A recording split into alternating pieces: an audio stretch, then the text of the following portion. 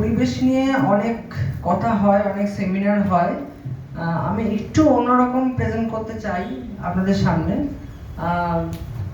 আমার অরিজিনাল বাড়ি বাঁকুড়াতে। হ্যাঁ, তো বাঁকুড়াতে আমরা যে ফ্ল্যাটে থাকতাম সেই ফ্ল্যাটের সামনেটা ছিল পুরো শ্মশান, মানে একদম ন্যাকের জায়গাটা, প্রচুর জঙ্গলে ভর্তি। আর ওটা সম্ভবত হোলির টাইমে পুরো লাল হয়ে যেত পুরো, মানে বারান্দা থেকে আমরা দেখতাম, স্কুল টাইম তখন ছুটি পরে দেখতাম, মানে অ্যামেজিং সিনারিও। এখন ওই জায়গাটা আমি চিনতে পারি না আনফরচুনেটলি, কারণ জায়গাটা পুরো কেটে সাফ করে দেওয়া হয়েছে।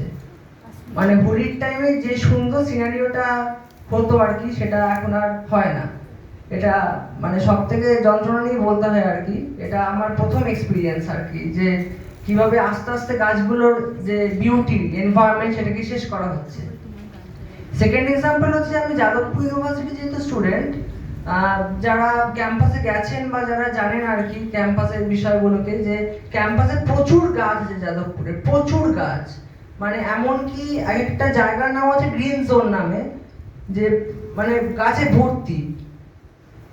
লাস্ট 3 বছরে এরকম মানে আমরা রিপোর্ট পাচ্ছি যে যাদবপুরে রাত্রেবেলাতে গাছ চুরি হয়ে যাচ্ছে, এবং এটা পেপারেও আমরা দেখেছি।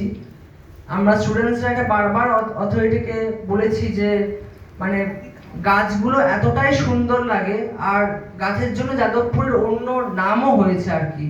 তো সেই গাছগুলোকে সিস্টেমেটিক করে শেষ করে দেওয়া মানে আমাদের যাদবপুরের যে হেরিটেজটাকে ধ্বংস করে দেওয়া।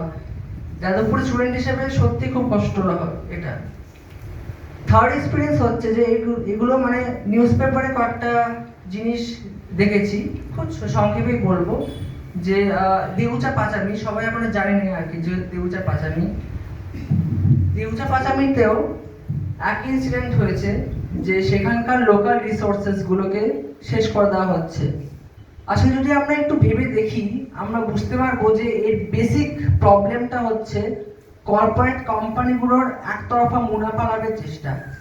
মানে আমরা তো প্রচন্ড প্রফিট সেন্ট্রিক, মানে প্রফিট সেন্ট্রিক হতে গিয়ে আমরা এক একটা জায়গায় রিসোর্স গুলোকে এমনভাবে শেষ করছি যে লোকাল আদিবাসীদের সমস্যা হয়ে যাচ্ছে।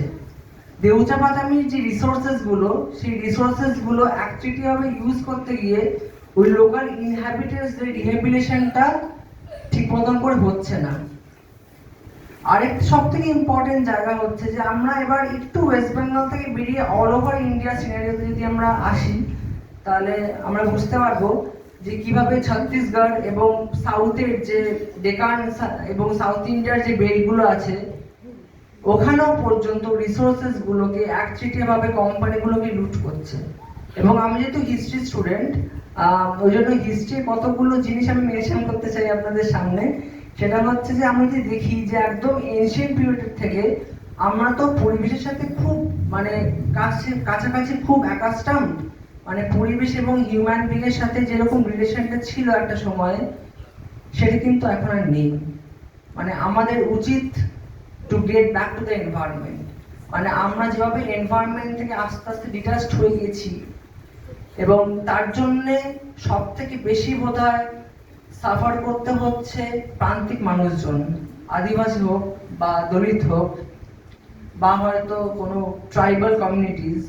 কারণ তাদের রিহ্যাবিলিটেশনের জায়গা কিন্তু আর হচ্ছে না। এবং এটা থেকেই সব থেকে বেশি ইম্পর্টেন্ট যেটা আসছে, সেটা হচ্ছে ক্লাইমেট রেফিউজিটা ইউরোপে সব থেকে বেশি প্রমিনেন্টলি হচ্ছে।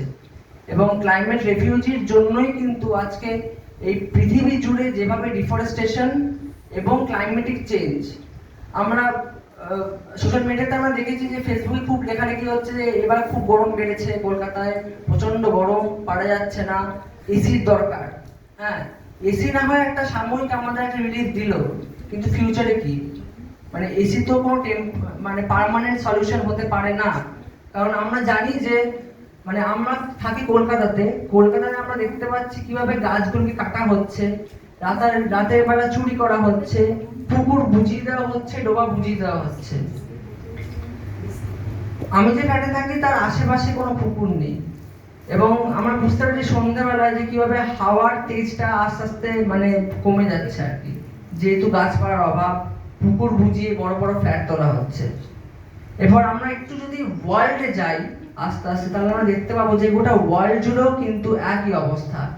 সেটা আমরা অ্যামাজনও দেখতে পাচ্ছি যে কিভাবে অ্যামাজনের গাছগুলোকে ধ্বংস করা হচ্ছে, হেক্টরের পর হেক্টর কেটে দেওয়া হচ্ছে। কেন না কিছু কর্পোরেট কোম্পানি সেখানে ব্যবসা করতে পারবে বলে। আসলে বিষয়টা হচ্ছে যে আমরা মানুষজন, আমরা তো মানে প্রকৃতির কোলেই বড় হয়ে ওঠা, মানে সেটা যদি মানে আমরা হিস্টোরিক্যাল ইভলিউশন যদি দেখি, প্রকৃতির কোলেই আমরা বড় হয়ে উঠছি। এবং তারপর যদি আমরা যদি প্রকৃতিকেই যদি সরে আসি প্রকৃতির থেকে, তাহলে কিন্তু সেটা খুব যে প্রফিট ওরিয়েন্টেড বুদ্ধিমানের কাজ সেটা কিন্তু নয়। কারণ যতই আমরা মুখে সাস্টেনেবল ডেভেলপমেন্ট করি না কেন, আদতে কতটা ইমপ্লিমেন্টেড আমরা করতে পারছি সেটা আমরা নিউজ পেপারেই বুঝতে পারছি। কারণ বিভিন্ন রিপোর্টে উঠে আসছে যে আদতে গোটা ওয়ার্ল্ডের ক্লাইমেটিক চেঞ্জটা হচ্ছে কেন এবং তার কি অবস্থা। এবং শেষে আমি কথা বলতে চাই যে আসলে কর্পোরেট কোম্পানি হোক, তাই লুট হোক, এটা শেষ কথা বলে না। শেষ কথা বলি আমরা, শেষ কথা বলে আমাদের প্রতিরোধ। আশা করব আমরা একটা জায়গায় এসে একটা পার্মানেন্ট স্ট্যান্ড পয়েন্ট নেব, দেন আমরা আবার প্রকৃতির কোলেই ফিরে যেতে পারবো। অসংখ্য ধন্যবাদ সকলকে। আমার একটা প্রশ্ন আছে।